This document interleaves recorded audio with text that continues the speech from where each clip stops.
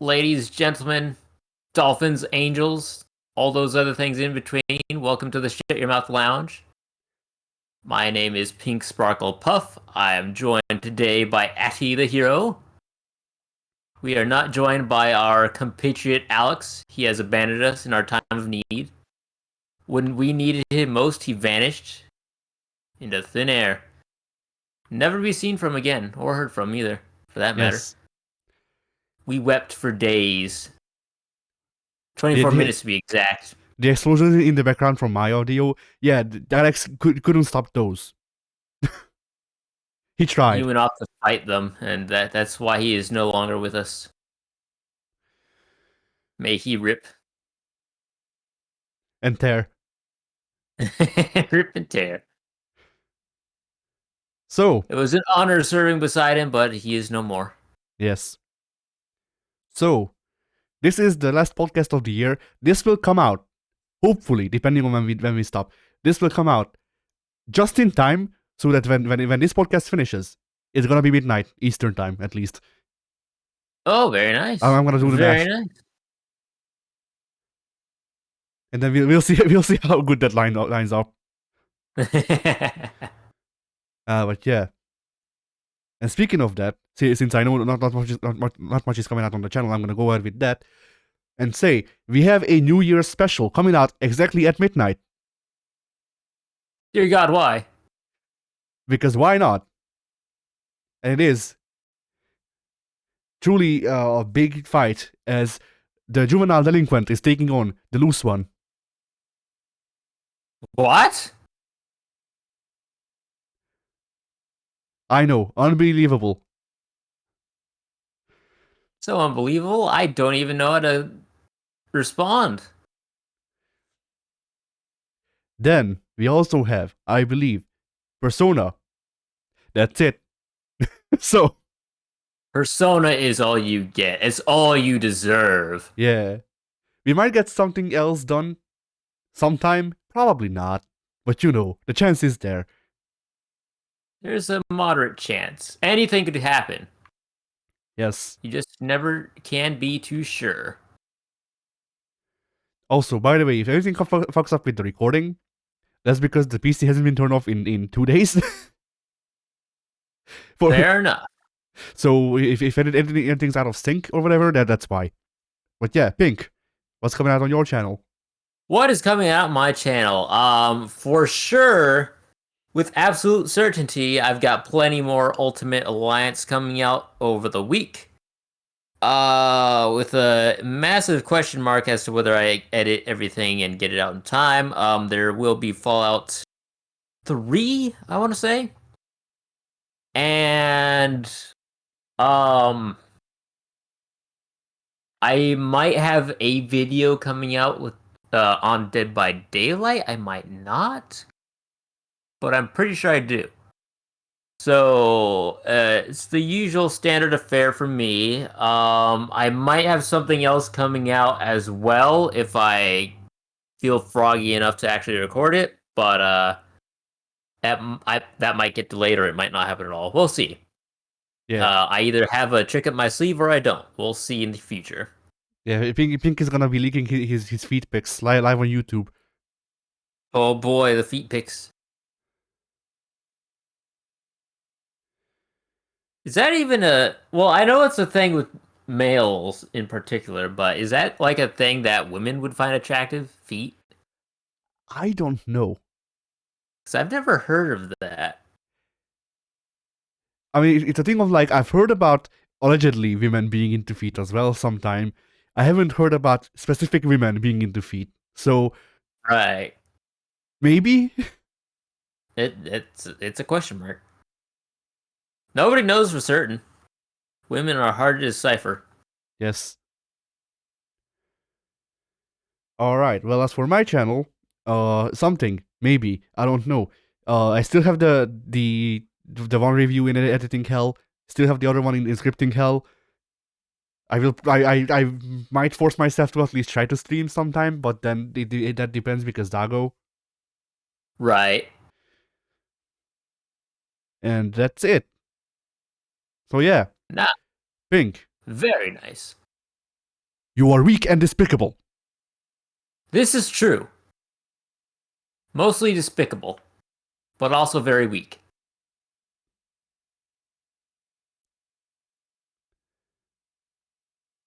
I think you're weak. So, my week.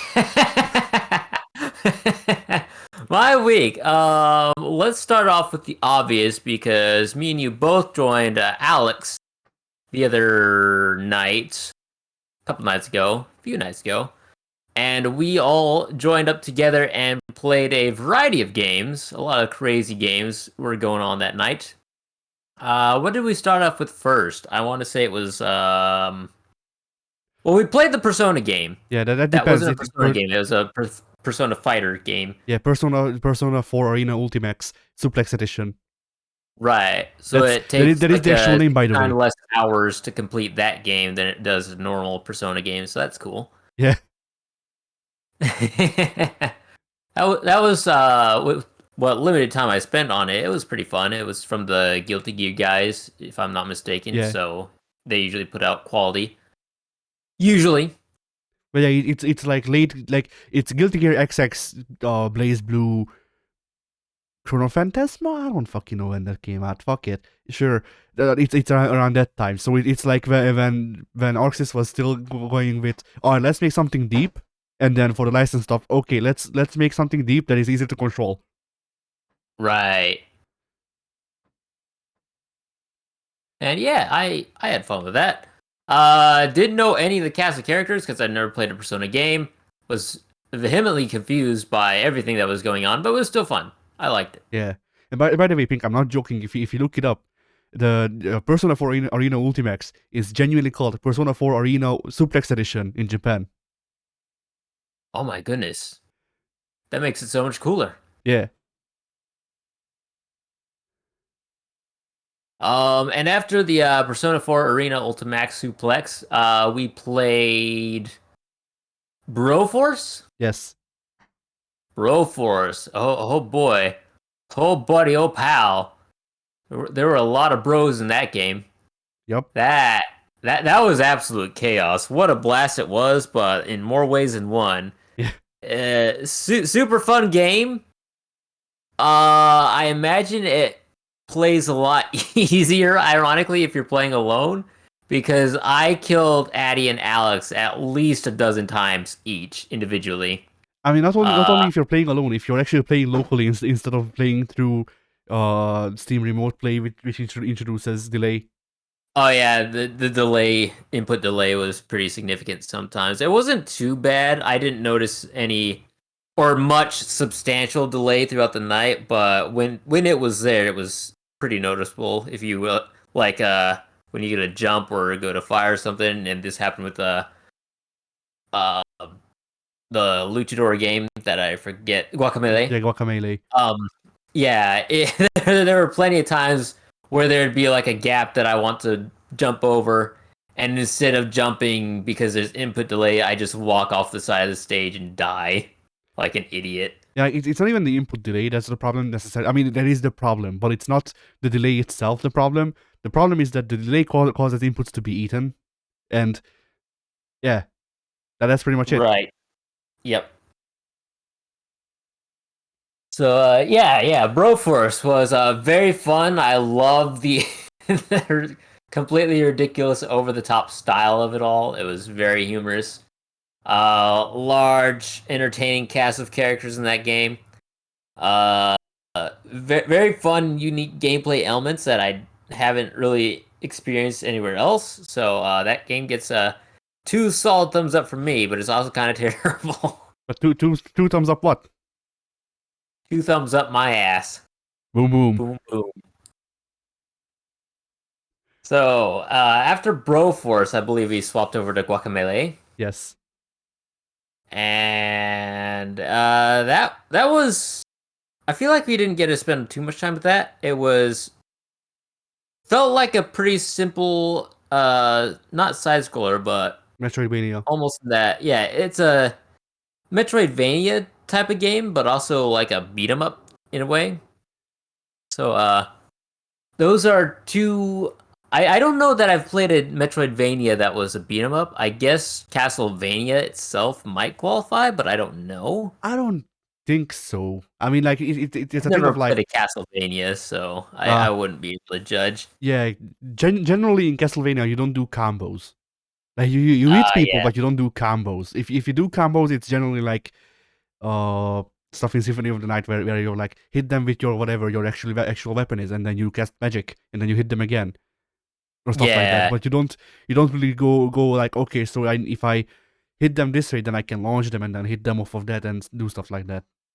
Yeah. So Guacamelee was pretty unique in that it's like Devil May Cry, but a Metroidvania. Yeah. So yeah, that was pretty radical. That was a pretty fun game. I enjoyed it. Like the only I other love the the only other style one of that it. I can think of that has a similar play style that actually more goes into the combo and stuff is Dust on Elysian Tale, which is also Metroidvania, but where Guacamelee is more focused on getting people down to a stun state and then suplexing them and stuff like that, like, grabbing them. Dust on Elysian Yeah. Tale is just do combo. Like it's just like, okay, so here's a launcher. What do you do with the launcher? Figure it the fuck out. That's your problem. And and it ends in a thing where you get a couple of moves. Like the Guacamelee guy's moveset is probably bigger than Dust's, but Dust also has a tracking air projectile where he is the projectile. So it just turns into a Oh, thing. It turns into a thing where you pick up the entire screen, like every people on the entire map that is the screen, and you just go between the two ends of it, hitting everyone in a line. I like it. Yeah, that game is fun. So anyway, continue. Continue. Guacamelee, a lot of fun. Love the art style, obviously, because it's very Mexican luchador appreciative. So that's perfect for me. Cat, don't do that. I see you over there trying to eat my Ethernet cable. I don't want that to Ah, go out. That would be terrible. yeah, I I Um, I have my Ethernet cable barricaded with the trash, that just the garbage bin, so the cat can get to it. Well, not easily at least. She could probably still climb in there. yeah. I actually don't think he's trying to eat the Ethernet cable. I think he was trying to find a way to push the door open. Ah, He probably wants in, but I don't want to let him in because then Bowie will fall after him probably. Um, where was I? Guacamelee. I think I finished up with Guacamelee. Um, did we play anything after Guacamelee? Oh, we did some Guilty Gear. We went back after like a year of not playing Guilty Gear, and we played some of that, and that's always fun. Yeah, I got my ass handed to me pretty good, and then I was like, nope, it's tired. It's time for me to go to bed. yeah. And then after you left, WW went. All right, this is the day where I learned how to play Zato. And then I don't remember how many wins and losses we had at the when you left, but after we were done, W had like 30 losses. Did he learn to play Zato though? No, Well, then that no, was a mission failed. he gave up. Like I renewed him, cause here's the thing. I went, all right. If you want to learn Zato, because we just did a normal match with him going with Zato and I went with Anji, and Yeah. I went, all right. If you want to learn how to play Zato, should I switch off of Anji, someone more manageable, because Anji is made of mix-ups? And he went, nah, it's Yeah. fine. I have to figure it out eventually. And then like an hour and 30 matches later, he went, all right. I think I just can't learn Zato.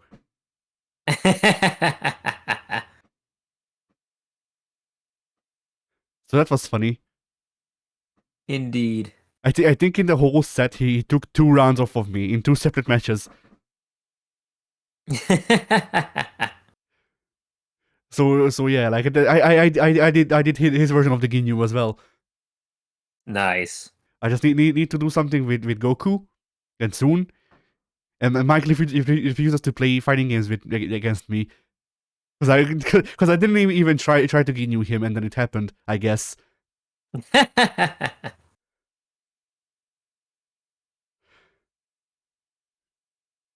Oh, Ginyu. I'll never Yeah. forgive you for that day.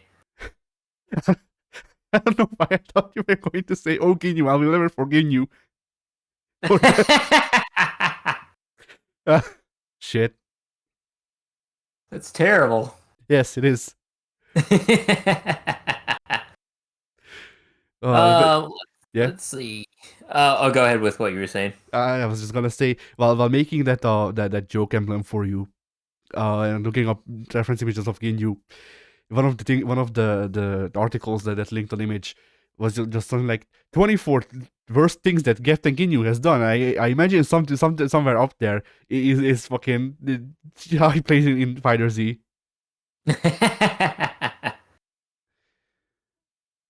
But yeah, anyway. Anyway, after all that, let's see, what else did I do? I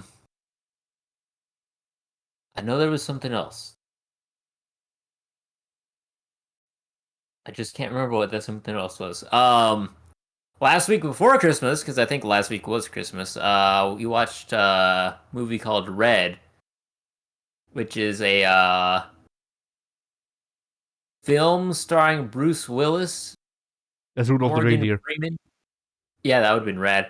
Uh, and a bunch of other actors I don't remember. And the premise of that film is, um, basically Bruce Willis and all his old buddies are retired military black ops agents, and somebody wants them all killed, and they're trying to basically raid the FBI and figure out who wants them dead, why, what have you. It's a very fun film, and apparently takes place around Christmas time, so it also technically qualifies as a Christmas film, which is why they were watching it, I guess. Um, I really enjoy that film. I've not seen it in several years, and I didn't get to see it all the way through because I was busy. But yeah, it was a good film. I liked it. I highly recommend it at least once in your lifetime. So that's basically Red. Not a lot of things to say about it because I haven't seen it in years. But I remember when I did see it way back when, I really enjoyed it. And Bruce Willis is usually always appreciated. So yeah. Yeah. Um, After that, gaming wise, on my own, I probably did some Ultimate Alliance by myself. I've not been able to do any of my usual stuff recently, but I did last night start playing through Mass Effect. Ah, So I did you get the legendary did pick up. edition? Yes, I did pick up the Legendary Edition. It was Nice. 75% off, and I was like, "Ooh, that's a good deal," because that's 3 games Yeah, for the for price of half a game, and it yeah. was good. All right. So how far are you in? I am not far at all. So I just started playing last night because I think I maybe bought it the day before. I don't remember. Ah, But I have gone up to the moment you become a specter, ah, and I just started like immediately thereafter started the quest to find Liara in the Artemis Tau sector or whatever it was called. And that's about where I left off. So I did all the Citadel stuff leading up to becoming a Spectre and all that stuff that comes beforehand. So did you scan all of the keepers? I did not. I was not hard pressed to find all the keepers. I just couldn't bring myself to care that much. I got like Yeah. maybe 10 out of 50, and I was like, yeah, that's good enough for me. Yeah, I did that mission with a guide, and it still took me a couple hours. But I believe keep it. So keep in mind, think, that since this is a re-release, with the guide at least that I'm looking at, it tells you what the changes are between the two versions, and uh, they actually made the mission less of a pain in the ass, not by a lot, but still. So what they changed is back in the original game, you had to scan literally all of the keepers, and there's 21. So they just lowered it by one. So you only need 20. You can oh miss one, oh hallelujah. which doesn't sound I like a probably lot. missed Which doesn't 17. sound sound like a lot. But then considering how the keepers are generally well hidden or at least blend in because you're just like, who cares about the fucking robot crabs? Right. You know, it's something. They also changed on other side missions the complexity. Although I don't know if you've done that, so I won't tell you what it is. I might have, I might not have, because I definitely didn't do too much scouring or searching around by myself. I did the consort mission. I did some of the keeper scanning, and that might have been it. There might have been one other thing I did that I've completely forgotten about. But I doubt it. Uh yeah, there's a mission where you have to follow a you have to follow like someone stealing money from a slot machine, Mm. and the stuff that leads to a part that was made easier in the remake or whatever. I think it's technically a remake. So yeah, I don't know what it qualifies as, but we'll settle on remake. That's fine with me. yeah. All right. So how do you like the characters that you've met thus far? And did you get everyone? I as far as I'm aware, I've got everyone except Lyra because you have to go find her on her planet or Yeah, whatever. I believe that you should have. Actually, I need to count it. You should have 4 or 5 teammates. 5. Yeah, it's human male whose Yeah, name I forget. Kaden, Ashley, Jaden, Ashley, yeah, and then you Garrus, Rex, and Tali. there's Tali and Rex, and then Lyra's the sixth man to Yeah, the crew. So yeah, I've got everyone except that little last one because she doesn't come in the Citadel. yeah, yeah. Get ready for 2, where you will have a skeleton team, and then the game is like, all right, rest of them, you figure that out. Oh no. Yeah,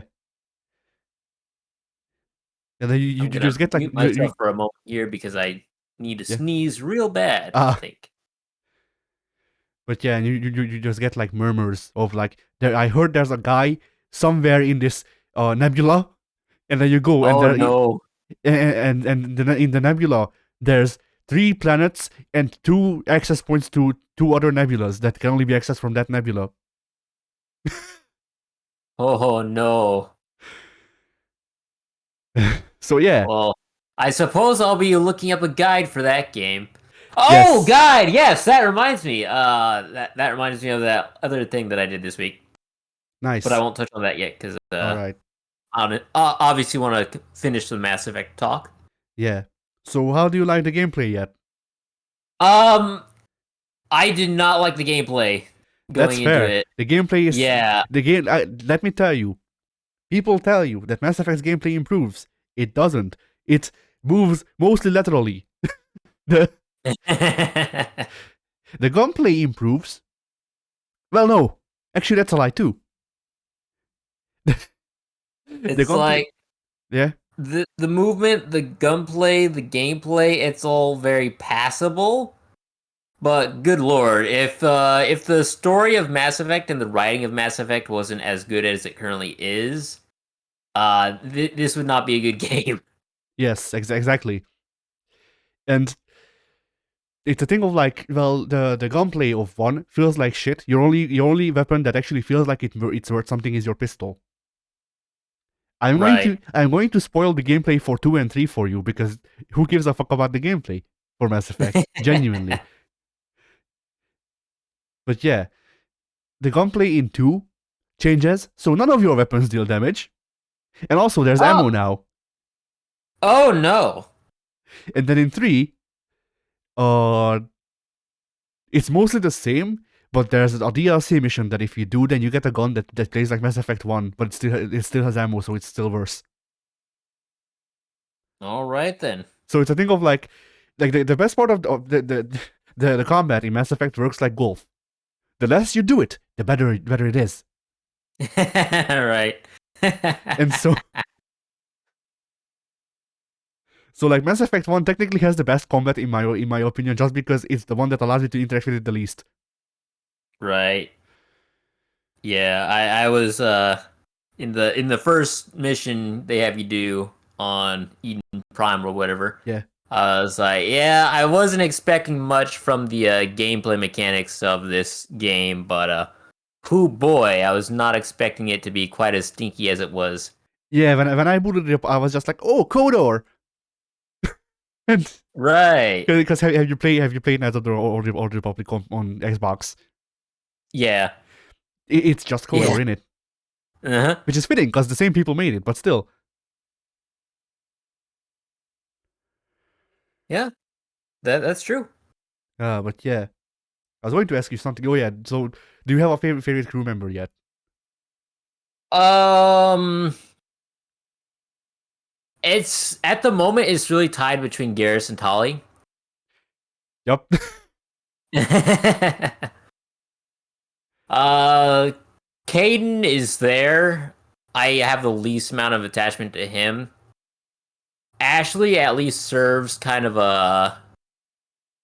There's kind of a parallel to the main Shepherd that I'm playing as, which I don't know if Shepherd's story or backstory really changes, but It can.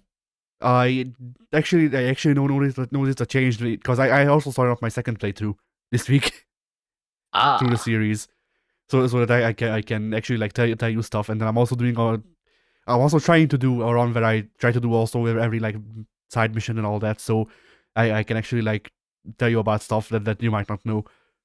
oh cool, But excellent.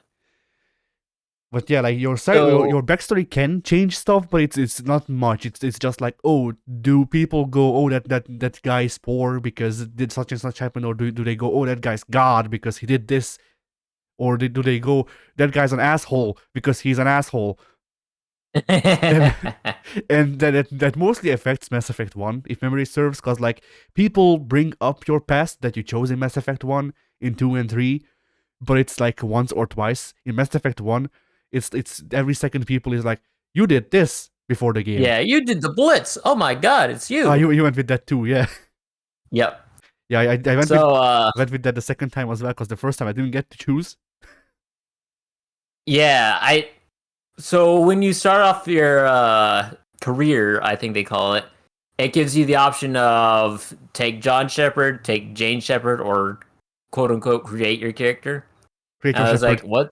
Yeah, create your Shepard. I was like, creating your Shepard sounds kind of redundant because I was under the impression that there's not a whole lot to change. But then it was like, oh, change your stats and abilities. I'm like, what stats and abilities? What is this game? And as far as I'm aware, stats and abilities don't really change all that much based on what you choose. I think I It chose the engineer depends. Ah, yeah. class, I mean, it and depends, because like it can change what type of armor you wear, and then it can change what yeah, weapons you can that use. that was the most significant difference I saw. It's like some classes can't wear like medium or heavy armor, and then some classes like are focused solely on weapons and nothing else, or solely on Biotech. extraneous stuff and not Yeah, the just magic. biotech stuff, the magic. Um, so I think I chose the engineer just because I figured I'd be using a pistol a lot more than anything else, and I was kind of right about that. Hallelujah. Yeah, And then I went with the spacer background with the war hero background on top of that, I think. So that's the one where your parents were both like space marines or whatever. yeah. So you follow in their footsteps, and the war hero They was fell the for the Blitz one. Emperor. Yes, precisely. Um, so that's probably the only reason why I like Ashley all that much, because her current background from the start of the game, when you find her and then bring her along on your crew, it kind of parallels that Blitz story that your character has, Ah, yeah, in that both Shepard and Ashley were kind of the sole survivor of some horrible alien invasion or whatever. So there's yeah. that parallel, but then the fact that she's kind of an ass and I'm playing as a Paragon, I feel like that works nicely because that's kind of a clash of personalities. It gives you kind of both sides of the same coin. So while If I had chosen any other background, I probably wouldn't like Ashley all that much because she's just kind of there and I mean, kind of Ashley. portrays the pessimist to Caden's optimist. I mean, Ashley is a character where like, people talk about how she's uber space racist. She apparently is, but only if you actually speak to her, which I didn't in my first playthrough. Right, But right. because like, have you spoken to her on the Citadel? Yeah, All right, then you heard the animals line. yeah. Yeah, like that's That's like the first line she spouts out. So it's like, yeah, I yeah. can see where people come from with the space racism, but that doesn't really affect me in any way But yeah, like because aside from that, Ashley truly is a character that sours on you. At least it soured on me as I was playing through. right, Because at the start, like I never spoke with Ashley, so I didn't hear the space racism. But like every time she shows up, like after every mission, you will have a thing where everyone talks, or you get a chance to talk with people and stuff like that. right. And whenever you speak with Ashley, she's just like, Shepard, you suck. You didn't do such and such. Eat my ass. Boom boom. And then and like when she does it about stuff that doesn't matter, then it's whatever. She's just an asshole. But then she's like, what do you mean I can't genocide all of the other races? And that's when I went, all right. So I know about this one choice later in the game. I know what I'm making now. I have decided my choice this moment.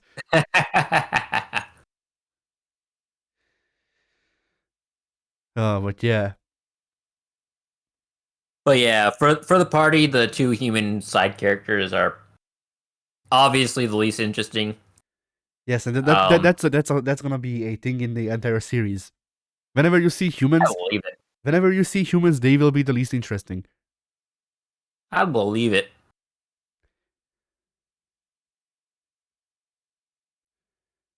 But yeah, I could talk about stuff, but I don't want to spoil you on anything, so I'll just leave it off there. I think. For sure. Um, but yeah, I've not gotten too far in the game, even though I spent like 6 hours on it last night. I really like Garrus. Probably not a lot of reasons for it, other than the fact that he just looks freaking cool. Garrus grew on me because he's a murder hobo.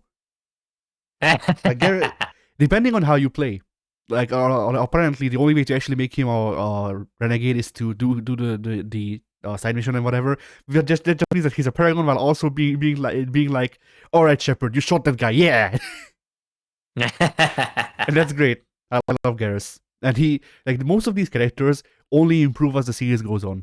Like, even in 3, like the story of 3, and W said this a lot. Yeah, Says yeah. this a lot. The story of 3 is good, and then it's not. And then it ends, and then it's not. Yeah, not even it ends. There's genuinely like a point where you see a character and you go, "Oh, so the story is bad now," Ha! and the story is That's bad no good. now. Yeah, I mean, on the right side there is a DLC that they made where if you actually do, like, if you don't get accidentally sucked into the DLC I did, then you can get a very good scene, or you can get very good scenes out of it. And people who play Mass Effect 3 that was the ending of the game. Ah. But yeah. So the other thing, you said you remembered something. Oh yes, yes. I was like, what other thing? So after Mass Effect, I think we're safe to wrap that one up. After Mass Effect, I began playing. I guess it's not near me, so I can't make sure I'm not butchering the title. I believe it is The Legend of Zelda: Link's Awakening. Ah, yes. So that is a remake of the Link's Awakening that was either on the Game Boy Advance or Super Nintendo. I don't remember. I didn't look it up. I think it's Game Boy Advance, but I'll look it up. I believe that's the case because SNES seems a little too old for it, but I'm pretty sure the GBA is right around that time and fits the style of it because all the mobile. I hate saying mobile because it sounds like a cell phone game, but all the portable game system Zeldas Yes. played It was these. GB. It wasn't even Yeah. GBA. It was just normal Game Boy. Oh, nice. Yeah, all those games played like the old Zeldas, and yeah, it's fun. I like it. Um, so Link's Awakening, it drops you off on an island, hands you a sword, hands you a shield, says, "All right, go, do it." And I appreciate that. I liked it. I liked it a lot. Um, but boy oh boy, can that game get pretty confusing sometimes. So an issue I have with Zelda games is that I'm a little bit dumb, and I tend to go about their puzzles in the completely wrong way and tend to finish sectors before they should be finished and ignore sectors that should have been finished first. Because every dungeon, I'm pretty sure, starts off with two doorways, maybe even three that you can go through. Yeah. And I have the unfortunate luck to consistently, always consistently, choose the one door that will, yes, it will progress me through the dungeon, but I'll never accurately pick the door that will find me the items that will make the dungeon significantly easier. So Nice. I will clear a dungeon, then have to backtrack all the way to the end. I mean, not the end, all the way to the beginning to choose the door that I should have picked first to enter a single room that would give me an owl beak so I could actually speak to the stupid owl statues in those dungeons to give me clues and tips on how to beat the dungeon. When now I've done everything in the dungeon without its help, and it's stupid. So yeah. I mean, I don't know what's worse, that or the original Zelda, where it's just like, all right, so set fire to a random bush. By the way, here's a forest. Yes. So yeah, my biggest issue with the Zelda series, the dungeons in those series, are clues and puzzles are never properly explained. You'll have you'll kind of have to deduce what they're wanting you to do and why you're supposed to do it in that way. I know for a fact that I walked through a room several times over, not realizing something was an enemy that I could actually kill and needed to kill in order to obtain a key. I thought they were just moving obstacles because they don't look villainous. They don't even look like they could hurt you if they touch them or if you touch them. I don't know if they do hurt you if you touch them, but I know you have to kill them. And So I only therefore know they that must because I die. had to look up a guide because I locked myself out of a room and I didn't know how to progress any further. Nice. So yeah, I'm 3 or 4 dungeons in to the Legend of Zelda: Link's Awakening. I got through the first dungeon lickety split a-okay, didn't need to look up any tutorials or guides or walkthroughs or whatever. Second dungeon. This I think it was the second dungeon. It's either the second or third. It doesn't really matter. But this is a dungeon where I realized, okay, I'm going about these dungeons the entirely incorrect order. And not even dungeon order, I mean like dungeon room orders. So, I'm in the correct dungeon. I'm not progressing ahead of the game, but I'm not going through the correct dungeon rooms, if that makes sense. Yeah. Um, so this is when I realized I'm picking all the wrong doors. I'm making this game way more difficult than it has to be.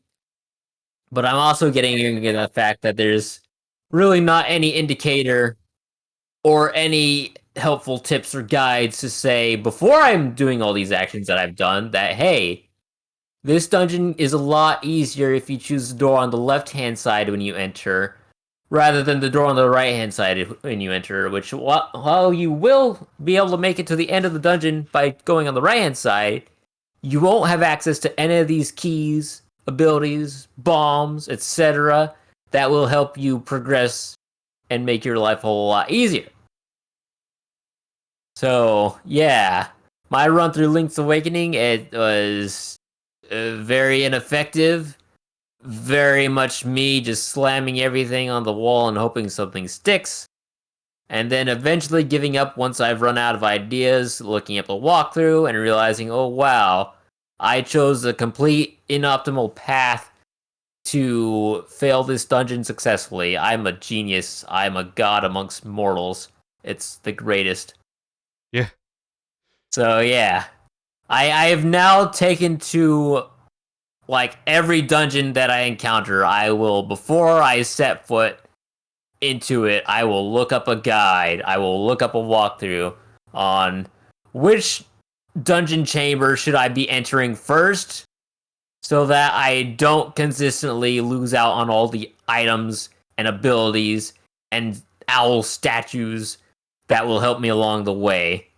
Because after 3 dungeons of getting lost and having to backtrack over and over and over again, I eventually threw in the towel. I was like, nope, this is stupid. I don't want to waste all this time. I don't want to deal with all this frustration. I will look up a walkthrough. And so, boy, oh boy, that's exactly what I've been doing. And I don't like having to look up walkthroughs because it makes me feel dumb. But also, I think their game design was dumb and they should have had it a bit more simpler. I mean, it's fine thing. Just join me in looking up a walkthrough for pretty much literally every fucking game. I mean, it doesn't hurt that a lot of the things I've played recently have been like RPGs, and then like you need a walkthrough for an RPG. Like fuck True. going through that shit and missing like important plot items because it's like timed or whatever. Yeah. And having to replay the entire 100-hour game, you know? Mm-hmm. That is for certain. And actually, speaking of maps, real quick, I want to jump back to Mass Effect real quick and say, oh boy, is their mini map abysmal. It might as well not even exist. Yeah, I said the same thing when I played through it the first time, but it's the worst parts of the compass and the minimap smashed together because it's a radar. Yep. It's not a minimap, it's a radar. And then to open up the map, you have to pause the game, go to map, and realize, hey, the dialogue wheel controls don't fucking work for the main menu, huh? Yep. Oh boy. So yeah, that map, that compass, it's atrocious. Atrocious. There's no two ways about it. It's good for telling you how many enemies are in your immediate area, and it's still gonna miss all the enemies that are outside of its range, so it's completely useless. It's good for telling you how many enemies are in the area, unless it's jammed. Fuck you. This is true. This is also true. What a stupid feature. Yeah. Anyway, back to Link's Awakening. I like it. I like it a lot, despite the frustrations I had with every freaking dungeon, because I'm just so unfortunate to choose the incorrect pathing every time. But the combat is very smooth. I like it. It's very old school, old timey combat system. So smack an enemy, they get knocked back with the blade, and then you go run up and smack them again. That's all there is to it. But it's very simple, very fluid, very satisfying to get kills in that game. Cutting grass, always a good time. Always a lot of rupees in there. Very fun. There are a significant amount of mini bosses that have very, very interesting attack patterns, and it feels like I'm playing Dark Souls rather than Legend of Zelda.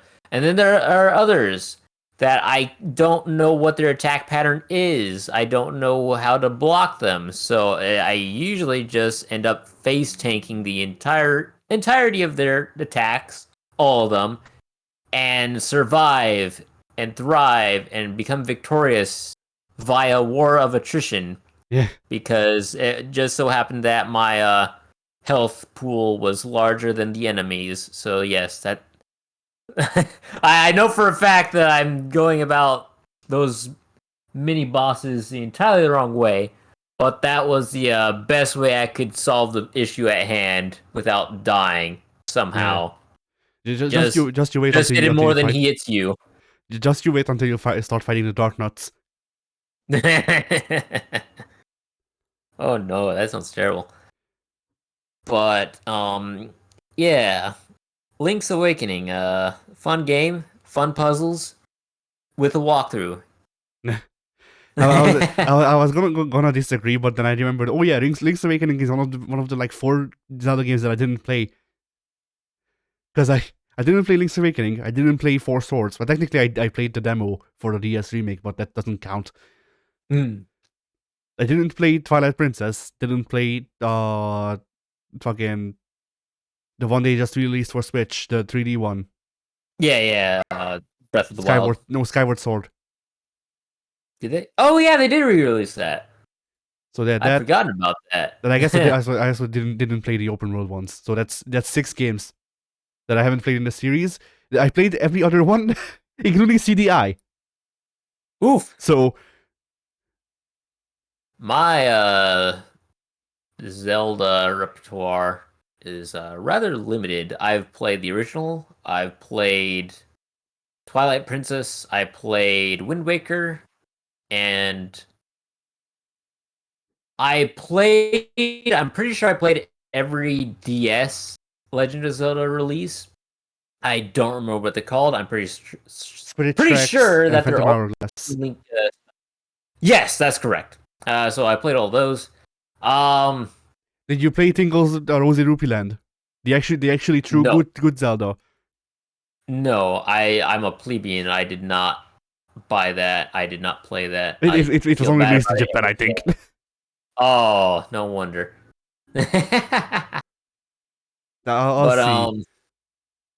yeah, the only ones I really liked were Oh, Wind Waker and is it what? it's apparently it has an English title. It has an English cover art. So I'm gonna assume. Oh, Peggy. Okay, so it was released over here. Okay, But yeah, so it was apparently called Freshly Picked Tingle's Rosy Rupee Land. that sounds incredible, but also There, disgusting. But more so there's a incredible. picture. There was also another game that I don't Oh remember the my name. goodness. Tingle had also another DS game that I don't remember the name of. It might have been this one, and the other one is the one I don't remember. Whatever. Fuck it. Either which way. Oh yeah, that. Yeah, ripened Tingle's Balloon Trip of Love. What? So yeah, that's an actual title made by fucking by Nintendo. By God. I'm gonna send you the picture for that too. But yeah. Oh, that picture is not good. 1 second. No problem. So So yeah, from the catalog of games that I played in the Zelda series, I really don't like Wind Waker, and I'm really liking what's it called Link's Awakening as well. Oh my goodness, that picture is wow. Oh my god, look at that! Look at the Chad tingle on the back art there. yeah, That is a stud right there. Look at those biceps. yeah. So the thing had also a third game that I don't remember the title of, but these were all different sorts of games. Like they were mostly point and click adventure games, but there was one where you had to go around and make a map because that's Tingle. There was Yeah, Balloon Trip of Love, which was a dating game point and click adventure where you had to solve people's problems and they fell in love with you. naturally. And then Rosy Rupee Land, I believe, is a retelling of The Wizard of Oz, Interesting. but with Tingle. Very interesting. And also you can I think try to romance the witch.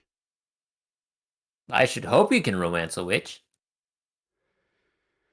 So yeah, like oh wait, shit, the Balloon Trip of Love is the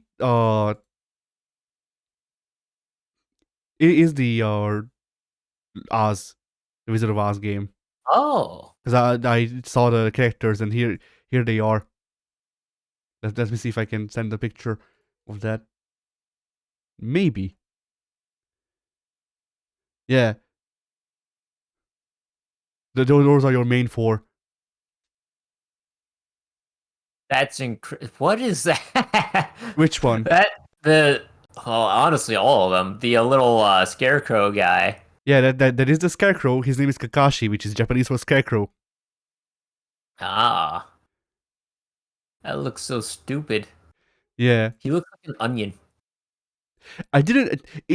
I saw this game years ago, and just now when I looked at this art, had I noticed that the Tin Man is a Tin Woman because it's fucking Tingle. Yeah, Fine.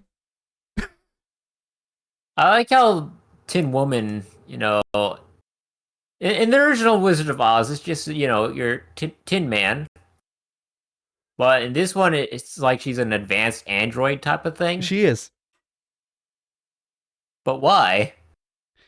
Why not? That's a good point. Tingle used all of his rupees from Rosie Rupee Land to buy himself a real doll. Sadly, rupees are not worth much outside of Hyrule, so he got this instead. Fair enough. Uh, The lion guy just looks terrible. yeah. And then, if memory serves, the game ends with everyone's dying. Except Tingle. Yes, barely. Okay, good. That means there's a chance for a sequel. Yeah. What a mess that looks like. But yeah, that should take care of my week. Link's Awakening, fun but frustrating. Quickly rising up the ranks of my favorite Zelda titles, which isn't saying a lot, but the fact that I like it at all is a good sign. Yeah. Yeah. So I will pass the baton off to you. All right. Well then, as I said, I started up a new playthrough of Mass Effect, but yeah, we discussed that already. So, Right. let's see. I did also start another playthrough of Kingdom Hearts. The first one? Yeah. Oh. Are I you starting it all over? Yes, I spent. Well, not all of it. No, I'm not playing the side games. I know the lore. I know the lore. I don't need to play those games again. Are you sure you don't want to watch the digital cell phone movie again? I mean, fuck it. I'll take that over Chain of Memories. Fuck Chain of Memories. Fair enough. Chain of Memories is a game so good I didn't even beat it once. I played it for an hour and went and watched all of the cutscenes instead. Because fuck that. But yeah. So I'm playing through the first game. I spent some time grinding in the tutorial area because that's a thing that you can do, and you can reach max level in the tutorial area as long as you're willing to commit. Were you willing to commit? Well, to a point. You see, here's the thing. So eventually, depending on your settings and whatever, it will take like tens of thousands of experience points to get one level up. Right. In the tutorial, you can fight the Grand Wizard Waka, who is immensely racist, but also gives you 3 guaranteed points for killing him, I think. Oh no, he gives you 1 guaranteed point for killing him, and then you can get 2 points for parrying his attacks. All right. No, I'm wrong. He gives you 1 point for parrying his attacks, and then you can get an upgrade that gives you bonus points. So that way you can get 2 points for parrying his attacks, and then 2 or 3 points for killing him. Oh. Or you can fight Tidus. Tidus always gives you 2 or 4 points depending on whether or not you have the upgrade that gives you more points. And by the way, you get the upgrade by leveling up. You'll get it eventually. But Okay. But yeah, so he gives you 2 or 4 points, but he's a lot harder to parry. So it's a thing of like, okay, so do I grind away getting maybe like 2 points?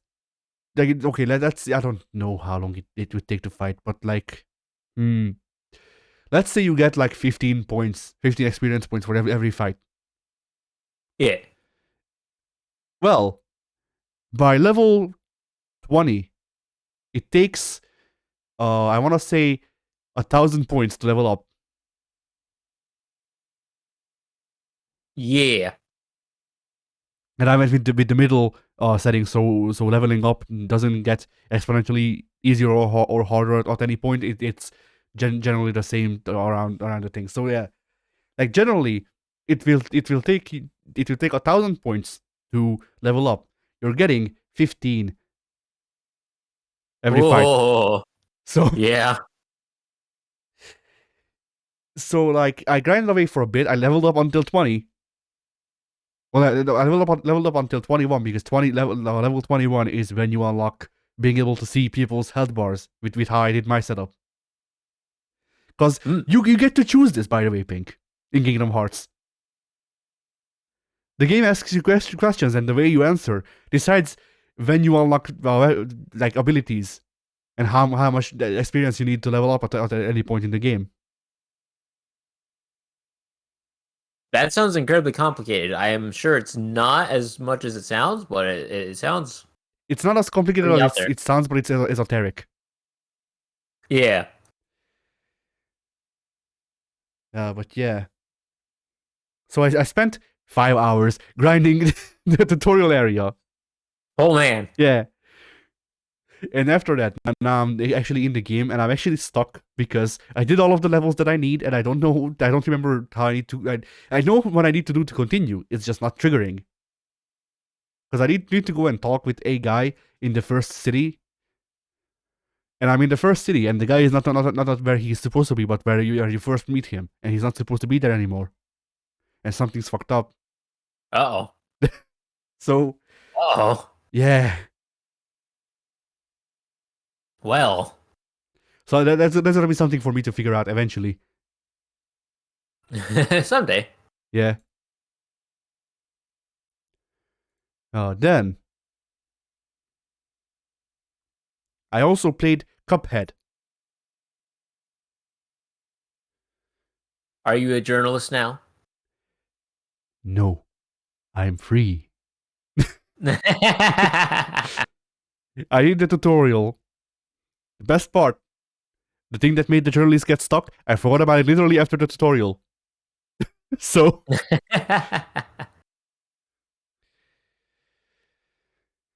allegedly the guy, the journalist person, went back and actually did the tutorial on like stream or something to prove that he can do it.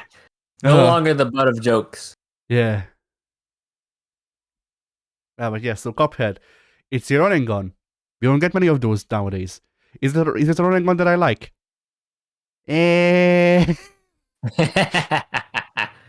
So here's the thing. Run and guns have evolved into in a manner that I'm not the biggest fan of, in the sense that run and guns took mostly after Metal Slug, which I have no qualms against Metal Slug. I like Metal Slug, but if I want to play Metal Slug, I'll play Metal Slug. So Right. it's one of those things. Like when I think of a run and gun, like it's a thing of like people like Metal Slug, people like Mega Man, people like Contra 3. I like Contra 1. I don't like Contra 3 or Mega Man. I'm fine with Metal Slug. Cuphead is a mixture of Mega Man and Metal Slug.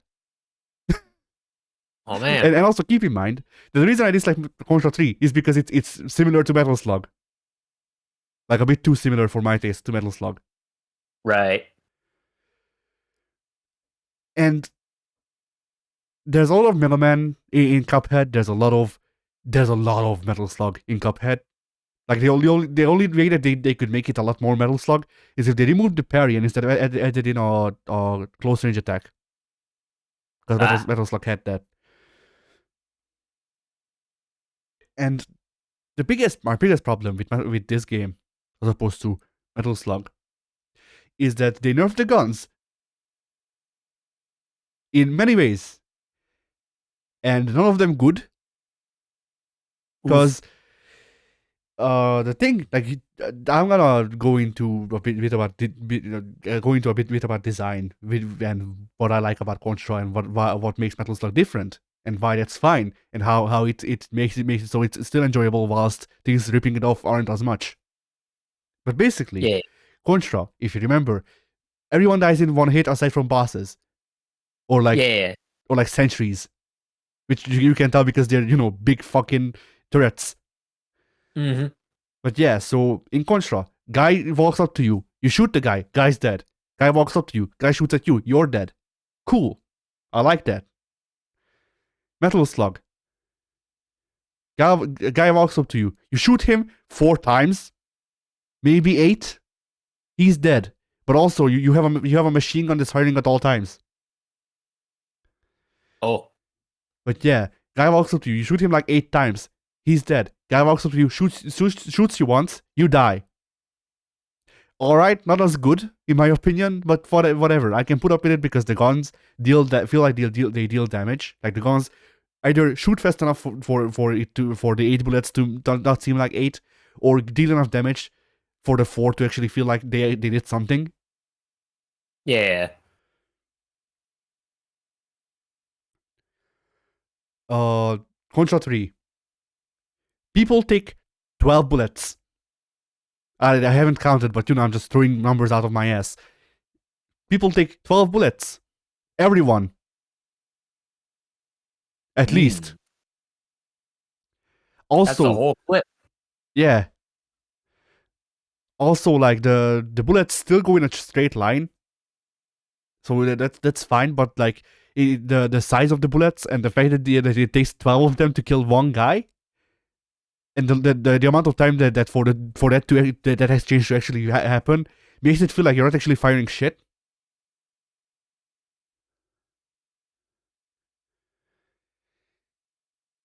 And that's kind of my problem with Mega Man as well. With Mega Man, at least there's the gimmick of, well, you don't have to, kill people with 1,000 cuts. You can just save up your shot and then tactically just strike them and hit them hard. That's cool. Like, I played Gunvolt, which is Mega Man, but better. and it was Mega Man, but better. I fucking love the Gunvolt. It's you'll understand this now because you played Guilty Gear. But so Gunvolt to Mega Man is the same as Guilty Gear to Street Fighter. Okay. That paints a picture, doesn't it? Mm-hmm. And that probably lets you know why I like it. Yeah. And yeah, like I can like the Mega Man stuff as long as there's movement in it and stuff like that. So that's also fine. Cuphead, there's this problem where the guns heavily resemble, well, at least the basic gun heavily resembles the machine gun from Metal Slug, which means that it's firing all over the fucking place. Aiming, what's that? Also, people take like 8 shots in that game too. I know not 8, probably like closer to 5, but the projectiles also move slower. Not only do the projectiles move slower, but everyone kind of does. So the time to kill widens. And run and guns, in my opinion, work best when the time to kill is negligible, because then you're running and gunning. Wow. Yeah. Yeah. What a novel concept. Like it's a thing of like it's kind of taking the enemies, and instead of having them be basically like fodder, like instead of them just being on the screen to have something on the screen moving, which that sounds bad when I just simplify it that much. But at the end of the day, that's what they mechanically are, and that's fine. It's fine for the fodder to be fodder because they're fodder. You have turrets. You have bosses. Those can take multiple hits because they're fucking big. Yeah. Like you can have stage gimmicks that take multiple hits, and that's fine because they're stage gimmicks. Cuphead has done that too, and funnily enough, the only time when I'm fine with Cuphead enemies taking more than one hit, the stage gimmicks. It's almost like that works. But yeah, like the time to kill, like it just feels like enemies shrug off your shots, and that's not a feeling that you want in a run and gun, because run and guns are kind of like reverse bullet hells. They're not that. Like they're not at all that. But they depending on which one we're talking. Mega Man definitely not. But Contra can be a reverse bullet hell. when you have spread shot and shit. Yeah. And it just really feels bad. And not to mention that in Contra, one of the things, like I played through the game with the 3 health that you're supposed to have, the 3 lives recently. You were there, you saw it. Yeah. The reason I think that's balanced, well, quote unquote balanced, the reason I think that's fine for when it came out, and that I think it's okay for a challenge and whatever, like, I think it's fine for Contra to be that way. The reason I think it's fine is because in Contra, you play good enough, you get a high score, you get more lives. In Cuphead, you buy an extra life once, that's it. Like, if you can't finish the level from 4 hits, go fuck yourself. Okay. And then Metal Slug. Have you seen Metal Slug or played it? I think I've seen it. I'm pretty sure I've seen it. I don't believe I've ever played it. All right. So the thing with Metal Slug is that Metal Slug is a lot more bonkers than Contra because it came out in arcades. Well, it doesn't came out in arcades. It came out later in arcades, and so they had, like, there's a reason that Metal Slug is one of the rare games that I don't believe it still is arcade correctly emulated officially, because it's that hard to do. Because there's that many fucking things moving on the screen at all times. The entire screen is made of enemies in Metal Slug, and that's fine. Cuphead does the same thing, but it's not as fine because the enemies take a lot more hits. It takes them a lot more. Even if they don't, something in the game is making it feel like they do, and that's bad. Like the time to kill shouldn't feel that much. Like, it shouldn't feel the time to kill that much against normal Joe Schmo. Yeah. Because he's here to die, and that's his gimmick. He's dead. He's here to die. Like, I will still continue playing the game whenever I feel like it. But, I am kind of disappointed because since it came out, I was like, I need to play Cuphead because it has an art style that I really like. Because it's emulating, like, 1930s Mickey Mouse cartoons. Yeah. And, like, that shit's cool. It's hand animated. Fucking radical. It's a run and gun. Those don't exist anymore. And then it is just a disappointment. It sucks. Also, I don't like how the bosses are separated. Because in Contra, any Metal Slug, you do the level, you get to the boss, and then either you kill the boss and then you go on, or you die to the boss and then you do the whole level, or I think in Metal Slug it works in the way of if you die then you respawn at the boss. Because Metal Slug didn't actually go out of its way to make itself hard. It just kind of was anyway. Yeah. But yeah. So that in Cuphead, instead how they fixed this is you have levels where there's only Joe Schmo, and you just do platforming and stuff. And then there's separate levels where you fight bosses.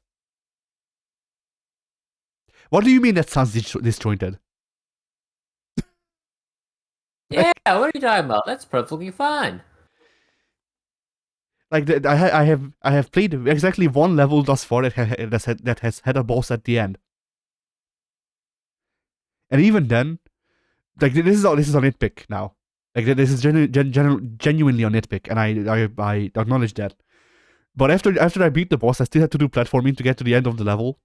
It should have just faded out. Like, I just fought a boss. I shouldn't. Why can I still die if I fought a boss? Yeah. Like, why can I still die if I fought the boss and it wasn't a mini boss? I mean, because if it's a mini boss, then that's fine. But it was the end level boss. There was you want to know what was after him? The sign that leads out.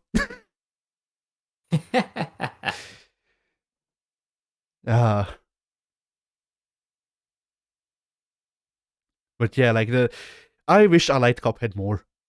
Because I wish I had more bullet, or not bullet hells, but I wish I had more run and guns. that I like. Because I like run and guns. I like the genre of run and guns generally, but the ones at the forefront, the ones that people generally tend to like, I don't for some reason. That's not from Metal Slug. Like I keep harping on how I don't like every game being Metal Slug, but I still like Metal Slug somehow. I guess it's a thing of like Metal Slug is the originator of that sort of game design for running guns, so I'm fine with it and whatever it does. But when people emulate it badly, then no. Yeah. Which is very ironic considering that Contra emulated it badly as well. So, but yeah. Then, let's see. Did I do anything else? I feel like I did. Doom. Right, Doom. Doom. I bought Doom 2 on PS4. Oh man. So my story with Doom 2 is that I owned a version of both Doom 1 and 2 on PC way back when. I don't remember if it was the freeware version. It might have been. I don't remember. It might have not. I remember a specific level, but it might have been E1M1 in Doom 2. And I just it's just a thing of like, well, it's been like 18 years, if not more, since I last played it. So, But yeah, I'm playing it. It's Doom. It's good. What else is there to say? Like, it's weird how I can like the originals of stuff, but not the derivatives. Or it's the other way around. Like, I only like the derivatives, but not the originals. Because, like, I'm not the biggest fan of Metroid or Castlevania. I like some Metroidvanias. I like Doom. I don't like all of the boomer shooters coming out today. Yeah. It's weird. Yeah. But yeah, Doom 2, a lot of fun. It has more story than people would like you to believe. Like the game like gave me a crawl to tell me about what's going on in the plot. And like people say, oh, Doom doesn't need a story. What the fuck's that then? What's it doing there? That's a good question. Like it's it comes back to the argument that we raised of like, is whatchamacallit, is like explicit storytelling better or environmental storytelling? And like, you need both. Generally, you want both. Yeah. But yeah, so like, it comes to that, like, the people who only like environmental storytelling go, Doom doesn't need a story. And I guess they haven't played Doom recently, or just ignore the part where it has multiple crawls where it tells you the story. Like, Yeah. Does it have these eloquently animated cutscenes and shit? No. But it couldn't. It was fucking like 94. And then, actually, no, it was earlier than 94, wasn't it? That's a good question. It It was definitely early 90s. Just randomly, I said the Doom 2's release date correct. Oh, nice. Yeah. But yeah, it was 94 on the PC. Cutscenes weren't really a thing that they could do, especially considering that Doom was a like a monumental game because it was 3D, like true the 3D. Yeah. So like, can't really expect like the most well conveyed story and whatever. And they still have environmental storytelling. Don't get me wrong, but it also has those crawls, and the environmental storytelling doesn't make fucking sense if you don't read the crawls. Ah. So it's like saying, oh well, we don't need a story. Kingdom Hearts doesn't have a story. Sure, I may have skipped all of the cutscenes, but it doesn't. Like that to me is effectively the same. The only real difference is that Kingdom Hearts came out at a time and in a genre that was well established enough. that they could actually afford to do cutscenes and stuff, and more involved story. And then Nomura.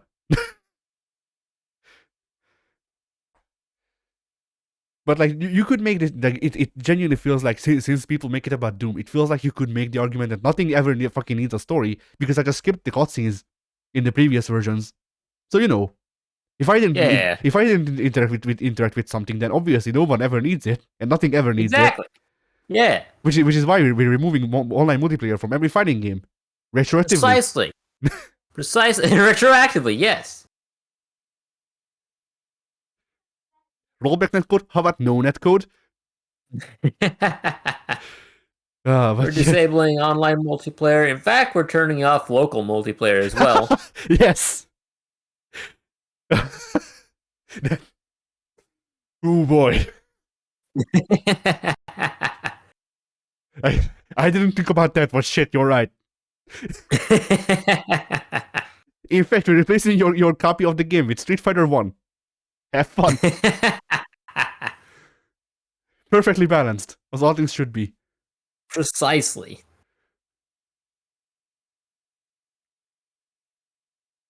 So yeah. Then I also played JoJo's. JoJo's? Yeah, JoJo's Bizarre Adventure All-Star Battle R. It is What does the R stand for? Racing. Nice. It is a fighting game made by CyberConnect V2. I think that's their full name. I don't remember. And published by Bemco, because Bemco does it. CyberConnect makes every game for Bemco that they have to make about licensed anime games. Like, genuinely, whenever you see Bandai Namco publishing an anime game, there's a 75% chance of it being CyberConnect 2 that made it. It used to be 100, but they've been branching out recently.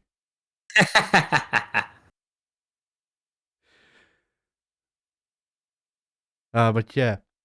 So JoJo's All-Star Battle R is the most competent fighting game CyberConnect has made to date. It's very much in vein of Ultimate Ninja, which that makes sense. Was Dragon Ball? No, I mean Naruto. Yeah. Yeah, that's the one. Yeah. Like Naruto Ultimate Ninja was, you had a couple of auto combos and then you had super inputs, and it was mostly footsies, weirdly enough. And then that went on to being Ultimate Ninja Storm, which was mostly the same but in 3D. And it took for the series to die for it to actually have any depth. Because the fourth game has some depth. Not a lot, mind you, but it has the most depth out of any game in the series. It's the most fun. Also, it's the last one they'll ever make, allegedly. I see.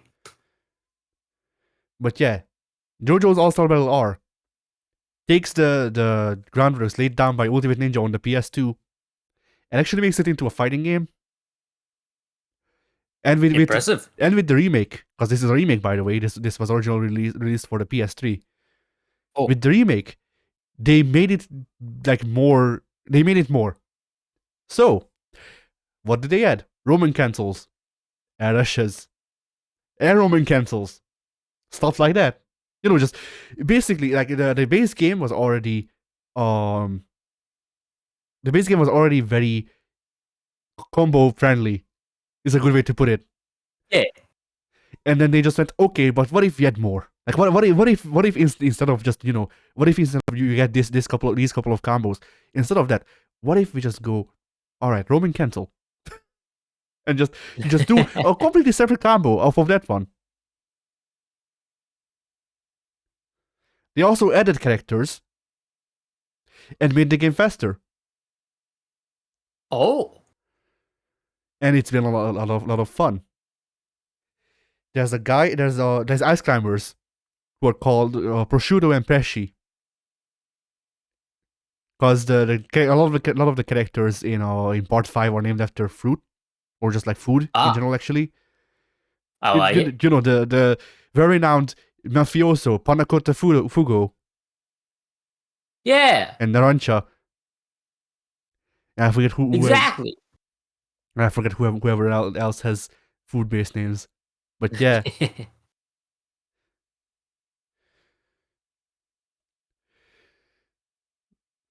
but where was I before I went on the tangent about food names? Shit. uh,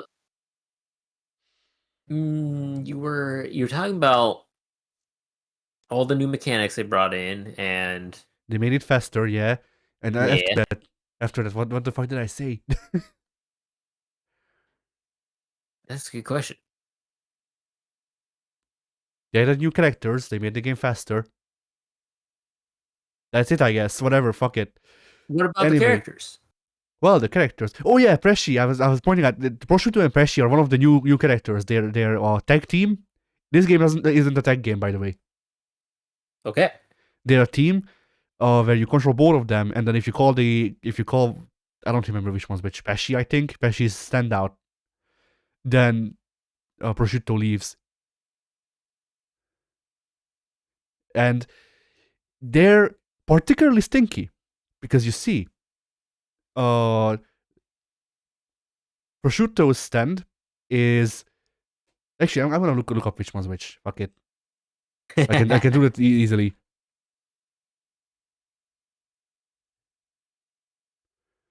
So no, I'm wrong. It's Prosciutto that's the main one, and Pesci the striker. All right. So yeah,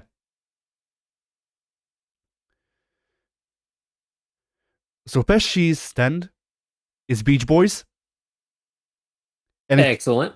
it's a fishing pole, Even better. and because it's a fishing pole, he has scorpions get over here,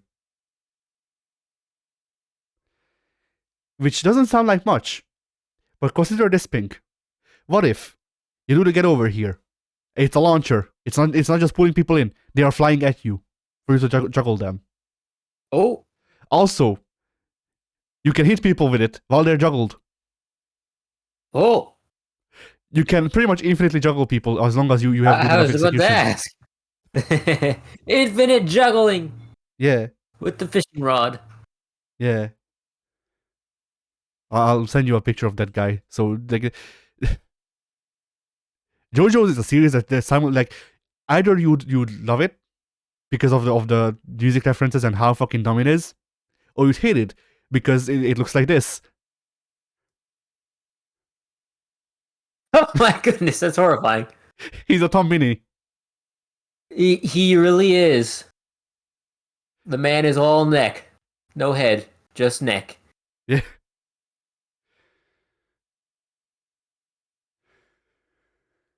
But yeah.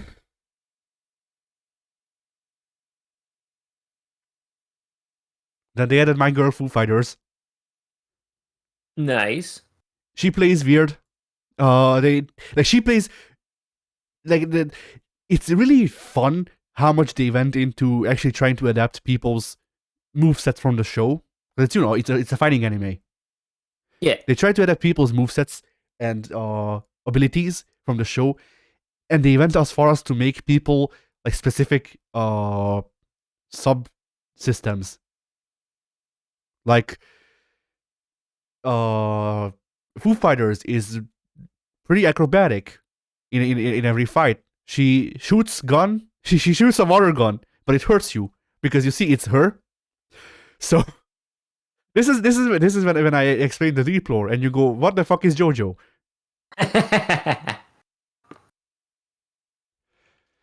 But this is Foo Fighters. Foo Fighters is the name of the person and also the stand. There is a reason for That's this. not complicated at all. There's a reason for this, and I will tell you the reason shortly. But I will send you the picture first, so you know what I'm talking about. Perfect. So, this is Foo Fighters. Foo Fighters is the name of the stand and the person, because you see, this is not a person. This is a stand, a self-aware stand. She is possessing algae to make her body. Algae? Yes, she Like is. the The weed in the water? Yes. She is made of water weed. Oh, that's just too badass. She is honestly, genuinely one of my favorite supporting cast members in the entire series. Also, this is a fan art, I believe. Yes. Can I? No, don't just copy it like that. Give me the link. There you go. But yeah, she also is a gun. She shoots herself. She shoots water bullets at people, which are her. That's incredible. And they have this in the game. It doesn't play a lot of lores, but a lot of. It doesn't play a big role, but her moveset is centered around this. Now, the reason that I'm bringing this up is, as you might have noticed in the other picture, she is holding a cup with water because she needs to be drinking constantly, so she won't dry out and die. Fair enough. I feel the same way sometimes. This is her gameplay mechanic. She has a number of moves that she can make. Like, she has a number of acrobatic moves that she can make, and then she has to drink to refill them. It's really fun because it makes for this thing where, like, she's all around the enemy. She can fire anywhere from anywhere pretty much. But if she makes 5 moves, then it's your chance to actually hit her because fuck, she needs to drink. Right. And there's a lot of characters with stuff like this. There's the main antagonist of this part 6, goes through an evolution throughout the series. So they have 2 versions of him. They have the version of him that was in the original game before before this was revealed in the actual manga, that he goes through an evolution. Which means that he's stuck with his basic stand, White Snake. Nice. And then, since the part has come out and it is finished, it has been finished for 10 years, they could actually adapt his full character and just made a new free DLC version of him that is immediately like comes with the game for free. I believe. Nice. I don't know, but yeah. So they made a version that is like 80% the same guy. No, actually, that's a lie. He's 40% the same guy. But then also, they changed his major. They gave him a different major mechanic because his mechanic in the first version was stealing people's moves so that they can't use them. The new version can still do that, mind you. On top of that, he has a complete separate subsystem that he needs to manage so that he can evolve twice. Okay. And then if he evolves twice, then he gets to use his real stand, Made in Heaven. Okay. And that's also the way they implemented that is also great because Made in Heaven is a thing that's supposed to be apocalyptic. So how they did this in the game is they teleport you to the universe pretty much, and your guy is in slow motion while he plays in normal speed. Ah. And there's also just other neat things that they did with stuff like this, like Dio, the main antagonist of the series generally, like vaguely, I guess, whatever. Dio's stand can stop time. Well, how do you do that? Easy. Well, Dio's stand, one of the major plot points in the part where this is revealed is that Dio has a set amount of time that he can stop time for. So how they do this is you have a special motion that you can input, and Dio does this whole long dance to stop time, and if it goes through, the other person is stopped until your super meter empties, and then it just counts down with the super meter, and like stuff like that is like the CyberConnect games might not be the deepest or the most like competitive or whatever. This one is surprisingly fun Like usually they're not even this fun as JoJo's All-Star Battle R is. But the amount of fucking detail that goes into fan service is great. Yeah. Like it's like the only comparison I can bring up to you is like imagine if they made a Die Hard game and there was a level where everyone takes like where there's like glass on the floor and everyone takes damage aside from fucking I forget his name, John. Yeah. McLean. Yeah, or stuff like that. Yeah.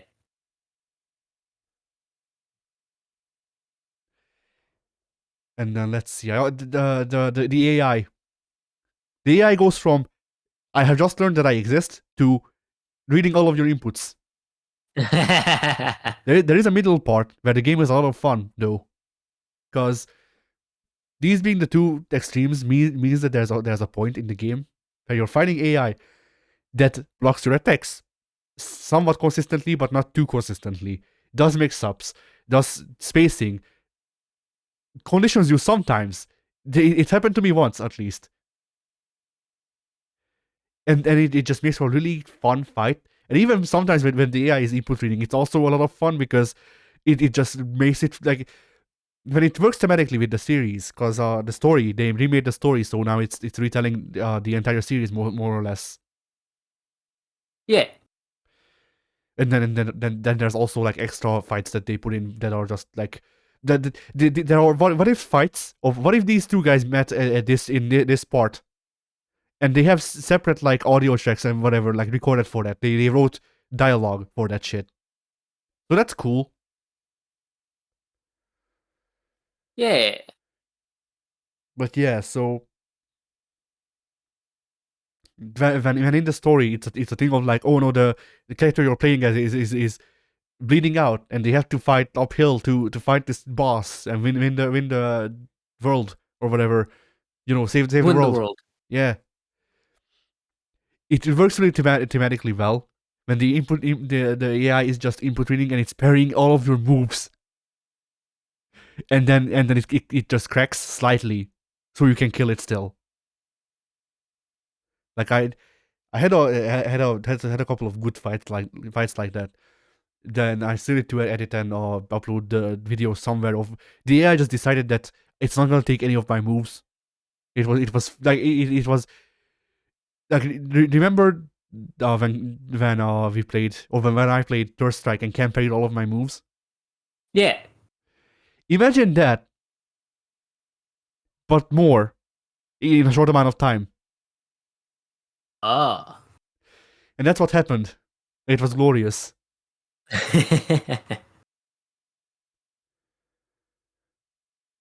But yeah, I believe that's all I've done. So, with that, I guess we can call it a podcast. I guess we're good. Yeah. So, Happy New Year. Happy New Year!